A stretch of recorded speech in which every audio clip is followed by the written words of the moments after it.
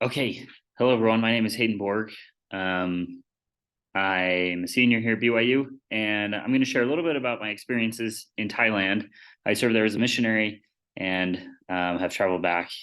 Really love the people there, love the culture there. So I'm going to share just a little bit about the culture and some of the things I learned and how they relate to health.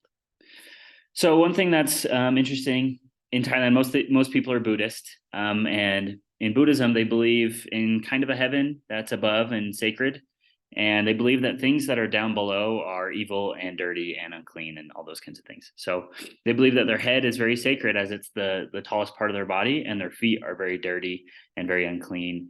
It'd be very, very improper to show someone the bottom of your foot because it's so dirty in their culture.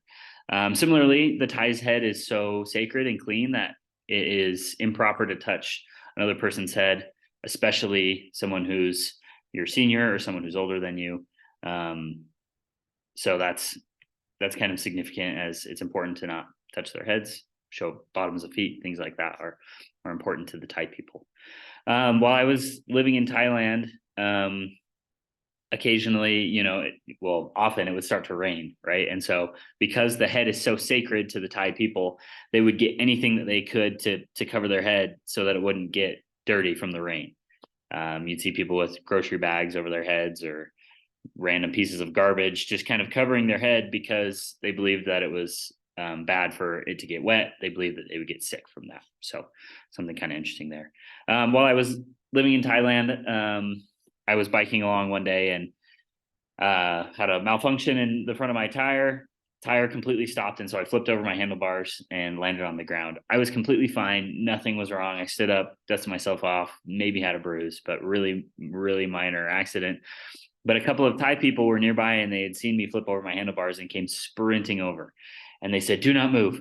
We've called the ambulance. The ambulance is already on its way. Don't move anywhere." And so that was kind of interesting to me, just to show that the Thai people will call the ambulance for anything. They'll go to the hospital for almost anything, even minor injuries and things. So the hospitals are kind of overcrowded.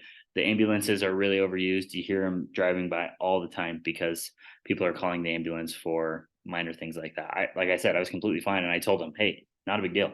And they said, "No, ambulance is already coming." They had called it without me even checking on me to see how I was doing. So kind of interesting thing there. While I was living in Thailand, we had a less active member of our ward who worked in the morgue. And whenever we went to visit him, he would let us work in the morgue. And we had no qualifications, nothing. And so that just kind of shows some of the things in the hospital. There aren't a ton of regulations and things like that. Similarly, in Thailand, it's really common to wear masks. You can see right here, this taxi driver or this motorcycle driver is wearing a mask. They believe that it's a fashion statement, that it's like a cool thing to do to wear a mask. Wearing COVID, a bunch of us hated wearing masks, right? But in Thailand, it's really normal. So yeah, just kind of some interesting things there that I learned from my time in Thailand, and love the Thai people, and they have a great culture over there. So hope you enjoyed.